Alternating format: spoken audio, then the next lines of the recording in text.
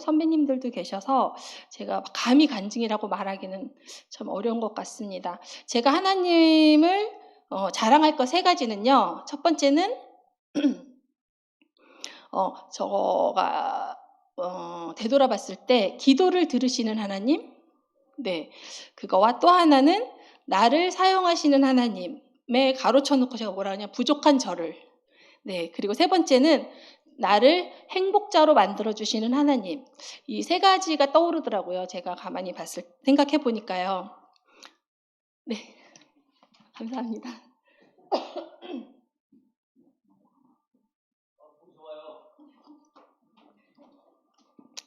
성도님들 혹시 MBTI라고 들어보셨나요? 알고 계시나요? 우리 어르신들도. 네, MBTI가 뭐냐면 모르시는 분도 계실 수 있는데 요즘 청년들이나 우리 중고등부 친구들 사이에서는 이 MBTI를 모두 알고 있어요. 이게 뭐냐면 성격 유형 테스트라 그래서 질문이 있는데 이 질문을 대답을 하고 나면 당신은 어떤 유형의 성격입니다 라고 알려주는 건데 이게 상당히 많이 비슷해요. 그래서 요새는 친구들이 만나면 너는 MBTI가 어떤 유형이야? 라고 물어보는 게 인사가 되기도 해요. 그래서 각자 자기의 MBTI 유형을 갖고 있거든요. 근데 그러니까 저가 이제 저의 MBTI를 알고 있는데 한 3일 전인가 어떤 청년 친구가 저한테 재밌는 걸 보내주었어요. MBTI를 그전에도 했지만 이번에는 무엇이었냐면 저의 MBTI를 해서 성경의 인물과 어떤 사람과 가장 유사한가를 알아보는 거예요. 재밌을 것 같죠? 여러분들은 성경에서 어떤 인물과 가장 비슷할 것 같은지 생각해 보셨나요? 어떤 분일 것 같아요? 저는 목사님한테 내가 성경의 어떤 유형과 가장 비슷할 것 같아 했더니 베드로 막 이러는 거예요. 야곱, 막 드보라 막 이런 것만 말씀을 하시는데 제가 이거를 이제 막 질문지를 답을 하고 나서 딱 하면은 이제 그림이 나와요. 성경에 누구 하는데 너무 재밌다라고 생각을 처음에는 하다가 이게 그냥 재밌는 게 아니라 좀 놀랍기도 했어요, 나중에. 그러다가 혼자 은혜를 받은 시간이 있어요. 밤 12시가 넘은 시간이었는데 제가 그래서 그 뒤로 저희 엄마한테 카톡을 한 게 하나 있어요. 제가 그 카톡을 캡처를 해서 올려놨는데 한번 보실래요? 제가 그랬어요. 제가 읽어 드릴게요. 엄마, 나 어릴 때 항상 붙들고 기도했던 성경 인물 기억나? 했더니 엄마가 에스더 딱 나오는 거예요. 킥킥킥 기억하네? 그랬더니 엄마가 뭐라 그러셨냐면 성경 읽다가 에스더 읽으면서 감동을 받아서 우리 딸도 에스더와 같은 딸이면 좋겠다고 3살부터 기도했지. 라고 말씀을 왜 3살부터 그렇게 기도를 하셨는지. 근데 저가 기억이 나요. 제가 이제 성도님들한테 말씀을 드린 적도 있지만 항상 귀에 못이 박혔다 그러죠. 근데 항상 이 문장이 있었어요. 나라와 민족을 위해서 죽으면 죽으리라 하는 에스더. 근데 왜 항상 어릴 때는 그게 뭔지도 몰랐어요. 나라와 민족을 위해서 죽으면 죽으리라 하는 에스더. 그리고 나서 이제 그래서 저도 어렸을 때부터 저희 오빠는 항상 다윗과 같은 합한 솔로몬과 같은 지혜, 요셉과 같은 꿈 막 이런 것 같았는데 저는 무조건 에스더였어요. 근데 그 어린 나이에 그냥 공주, 왕비 이런 게 좋아서 그냥 좋다 했는데 그런데 이 뒤에 카톡은 제가 잘랐지만 사실 엄마가 후회한다고. 왜? 그랬더니 너무 죽으면 죽으리라 한다고 막 그 말씀도 하셨는데 그리고 났는데 제가 그러고 나서 엄마한테는 왜 물어본지는 말씀을 안 드렸는데 제가 그 성경 인물의 그 답이 누구지 대충 눈치는 채시겠죠? 다음 그림 보여주실래요? 제가 에스더가 딱 나오는 거예요. 그때 했을 때. 처음에는 와 너무 신기해. 어쩜 이렇게 비슷하지? 와, 그 시대 에스더가 나 같은 사람이었으면 너무 캐릭터가 재밌다. 막 이런 생각을 하다가 제가 무슨 생각을 했냐면 갑자기 진지해졌어요. 저 혼자요. 그래서 엄마가 어렸을 때 했던 기도가 그냥 기도가 아닌가? 이런 생각이 문득 들었어요. 그러면서 제가 무슨 생각이 또 들었냐면 제가 중3이라고 여태껏 알고 제가 막 얘기를 하는데 지금 다시 생각해보니까 중3이 아니고요. 제가 하나님한테 똑똑히 기억나는 게 헌신을 했던 제 나이가 고1 때예요. 왜 그러냐면 저희 고등학교 담임 전도사님, 여자 전도사님이 필리핀에서 오셨는데 그분이 필리핀 여자 선교사님이셨고 빈민가에서 아이들을 돌보는 일을 하고 오셨는데 이름이 아직도 기억이 나요. 제가 김경미 전도사님이라는 분인데 눈이 굉장히 까마고 맑으셨어요. 근데 이분이 그 필리핀 아이들이 굉장히 힘들게 사는 그 열악한 환경 속에서 아이들을 저희들한테 설교 시간에 얘기해 주시면서 그 사역에 대해서 이제 설명해 주실 때 제가 그때 결심을 하고 하나님한테 약속했던 게 있었어요. 하나님, 저는 필리핀 아이들, 빈민가 아이들을 위해서 헌신하겠습니다. 그렇게 결단하고 제가 그때부터 주일학교 사역을 저희 때는 막 고등학교 때부터 사역을 하잖아요. 고등학교 때 막 그 주일학교 총무 같은 거 하고 그랬던 것 같아요. 엉망진창이었죠, 그때는 더. 근데 그렇게 사역을 시작하고 제 모든 사역과 비전은 글로 이렇게 맞춰서 항상 관심이 거기 있었는데 제가 이것도 최근 몇 년인데 그냥 그렇게 결혼하고 이 자리에 있다가 어느 날 하나님한테 좀 서운한 마음이 들었었어요. 하나님, 저는 뭐예요? 나도 하나님한테 쓰임받고 싶다고 약속했었고 그리고 저도 잘할 수 있다고 그리고 하나님이 기도시키셨는데 왜 목사님 부인이 돼서 그냥 이렇게 돕는 자로만 사용하시죠? 나도 하나님 어린이 사역하고 싶다 그랬잖아요. 그냥 그렇게 툴툴거리고 지나갔는데 근데 그때도 미처 생각 못 했어요. 근데 한참 후에 제가 이 이야기는 좀 많이 했긴 했는데요. 근데 제가 몇 달 뒤인지 몇 주 뒤인지는 기억이 안 나는데 갑자기 소름이 돋는 날이 있었어요. 그때가 그 후로 제가 '아 맞다. 우리 교회가 필리핀 빈민가 선교를 하고 있지.'라는 생각이 딱 들면서 저는 그때 굉장히 소름이 많이 돋았었어요. '와 너무 무섭다.'라는 생각이 '하나님은 정말 기도를 들으시는구나. 엄마의 기도도 있지만 제가 하나님 앞에 헌신하고 기도했던 걸 잊지 않으시는구나.' 그게 다시 이번에 인제 제가 돌아보면서 생각이 나더라고요. 그래서 이게 물론 여기 계신 분들은 다 저의 선배님들이시고 또 어르신들이라서 제가 무슨 말을 하는지 너무 잘 알고 계시겠지만 저도 그렇고 우리 자녀를 키우는 우리 엄마들은 그 생각이 들더라고요. 저도 이 말을 하면서 다짐을 했는데 기도를 만약 하고 있다면 그거는 이미 하나님이 일을 시작하고 계신 거니까 '믿음으로 기다려야겠다. 내가 불안해하지 말고' 이게 20년 후에 이렇게 내가 깨달을지 저는 그때는 몰랐었거든요. 그래서 우리 자녀들에 대해서 엄마가 3살 때 기도했던 거를 제가 지금 이 고백을 하고 있을지 엄마도 몰랐을 거고 저도 몰랐을 것 같아요. 그래서 우리 자녀를 키우고 있는 엄마들 화이팅 하시고요. 내가 그 기도를 하고 있는 건 내 힘으로 내가 하고 있는 건 아닌 것 같아요. 지금 엄마가 후회하고 있다고 하시지만 하나님이 그거를 시키셨다고 저는 믿고 그 일을 하나님께 맡기고 우리가 소망을 갖고 기도했으면 좋겠다라는 생각이 들었고요. 두 번째, 그래서 첫째 기도를 들으시는 하나님, 제가 이걸 자랑하고 싶었고, 둘째는 장로님이 장로님 저 간증 못해요라고 했더니 사람을 세우는 사람이 2023년 우리가 표어라고 그래서 저보고 사람을 세우는 사람 청년들 잘 세우시잖아요. 이렇게 말씀을 하시는 거예요. 그래서 제가요? 그러면서 제가 어떻게 청년들을 세우지요? 라고 하다가 아이들한테 물어봤어요. 이거는 내가 세웠다고 그리고 저도 잘 못 썼는데 내가 아이들을 세운다고? 그냥 저는 좋아하기는 해요. 아이들을 청년 애들을 굉장히 많이 좋아하는데 그래서 이거는 내가 알 수 있는 게 아니라 그때부터 물어보기 시작했어요. "야야야 만나는 청년마다 내가 너네 세웠냐? 내가 너 세웠어?" 물어보면 "네라고 대답하는 친구들은 붙잡았어요. "내가 너 어떻게 세웠어? 뭘로 세웠어?" 그랬더니 옆에 집사님들한테 "제가 청년을 세웠어요." "뭘로 세웠어요?" 그러니까 어떤 분은 "지갑을 열어서?" 이렇게 말씀을 하셔서 "아니 장난으로 말고요." 그러니까 아니 진짜 지갑을 열어서 세웠대요. 눈치 보는 건 아니고요. 네. 근데 그래서 제가 이거를 그냥 짧게 왜냐면 방법적인 것들은 다 각각 다르니까 제가 그래서 물어봤어요, 애들한테. "내가 어떻게 아이들을 세울까?" 얘들아 뭐니? 라고 했더니 처음, 근데 대부분 좀 비슷했던 것 같아요. 뭘로 세웠니? 라고 했더니 꾸준함.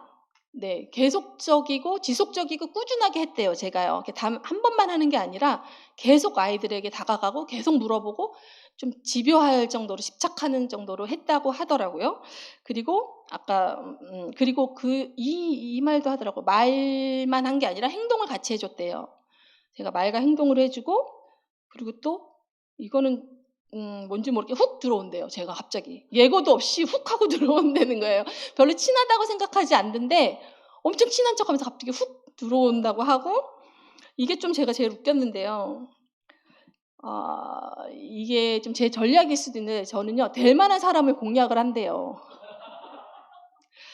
그러니까 좀 바뀔 만한 애들 아니 가능성이 있는 애. 근데 이거는 좀 너무 진짜 저를 싫어하거나 아니 진짜 관심이 없는 애들한테는 뭐 잔소리를 해도 안 들어가니까.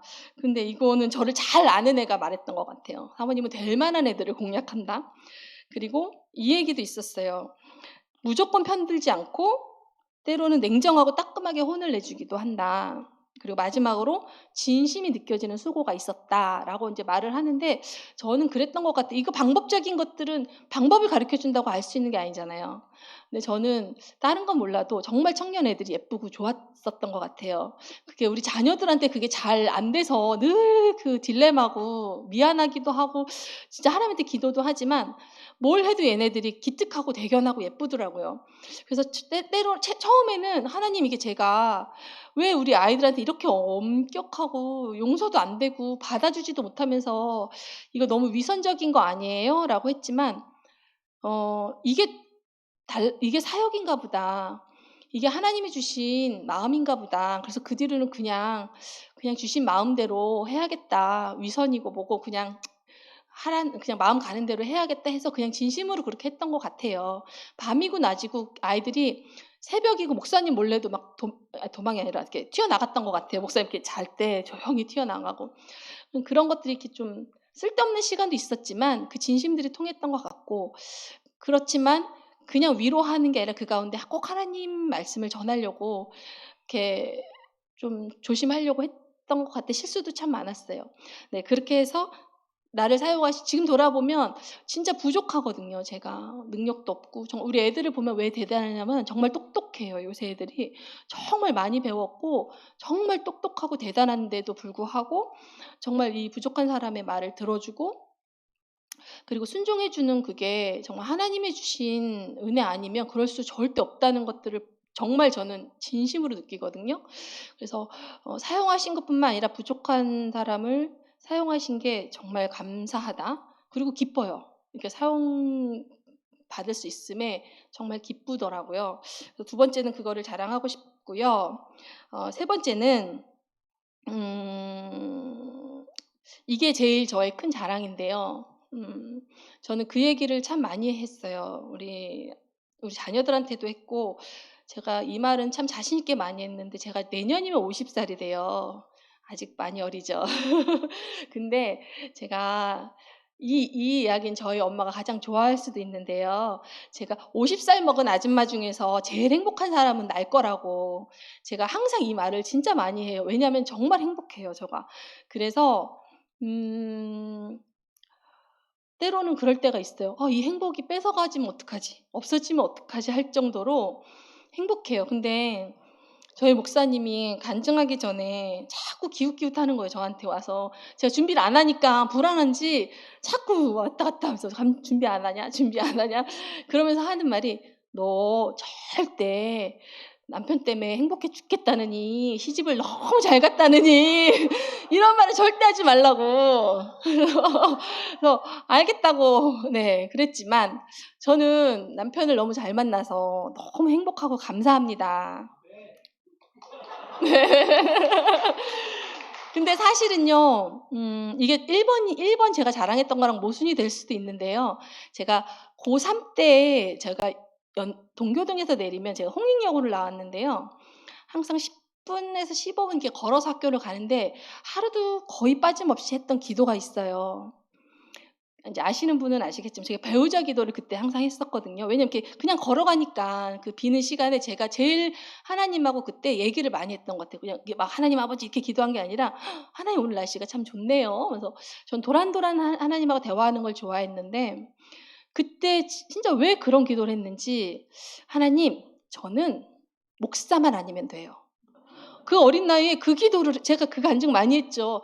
그래서 가만히 생각해 보면 근데 그게 좀 너무 무례해 보이는 거예요. 그래서 그러면 하나님 제가 모든 사자를 다 포기할게요. 의사, 판사, 변호사, 검사 뭐 다 포기할게요. 물론 그런 사람이랑 그걸 할 수 있을지 모르겠지만 제가 진짜 저는 진지했어요 그때. 사자는 다 포기할 테니까 목사만 아니면 돼요. 그 기도를 했어요. 근데 목사를 만나서 제가 우리 청년들한테 너네 절대라는 기도는 하지 마. 하나님이 주시는 게 가장 좋은데 절대라고는 하지 마. 그랬는데 어제 우리 금요일 날 그저께 우리 김병우 목사님 간증 들으셨죠? 들으신 분 기억나시죠? 그 교회 딱 신천지가 앞에 있어서 새로 개척하는 곳에 신천지만 오지 않게 해달라 안 만났으면 좋겠다 그랬더니 바로 앞에 문 열면 신천지 문 열면 바로 앞에 있는 곳에 있어서 공사도 같이 들어갔다고. 그런 것처럼 그렇게 됐어요. 그래서 이게 뭐지? 왜 목사랑 결혼을 했지? 그때는 아무 생각이 없었지만 그러면 이게 내 기도를 들으시는 하나님과 이게 이렇게 반대되는 건가? 는 아닌 것 같아요. 그래서 저는 그때 지금 알고 있는 걸 그때 깨달았으면 더 좋았겠지만 아무것도 염려하지 말라. 모든 일에 기도와 간구로 너희 구할 것을 감사함으로 아뢰라. 그리하면 하나님이 내 마음과 생각을 지켜주신다 그랬잖아요. 그래서 저는 지금은 깨달은 게 기도는 요구하고 요청하는 것 이전에 내 마음과 생각을 지키는 거다. 하나님이 하나님의 뜻대로 살 수 있도록 지켜주시는 게 기도구나. 그때 기도를 했기 때문에 내가 하나님의 뜻대로 살 수 있도록 이렇게 지켜주셨다고. 그래서 이런 선택과 이런 길을 갈 수 있게 해주셨다고 저는 지금은 믿어요. 그래서 제 입술에서 지금 내가 남편을 만나서 행복합니다. 하나님이 저를 가장 행복한 사람으로 만들어 주셨습니다라는 고백을 할 수 있게 해주신 게 정말 하나님의 은혜고 감사로 하나님이 가장 좋은 걸 주시는구나라는 거를 이젠 절대 의심하지 않아요. 그래서 기도는 하지만 그 결과에 대해서는 하나님한테 맡겨드리고 기다리는 것들을 조금씩 배우고 있는 것 같아요. 그래서 제가 그러면은 왜 하나님 때문에 행복할까? 고민을 해봤어요. 저가 이번에 이제 이걸 하면서 나는 맨날 행복했는데 왜 행복할까라고 생각을 해봐서 했는데 제가 간단히 적기는 했는데요.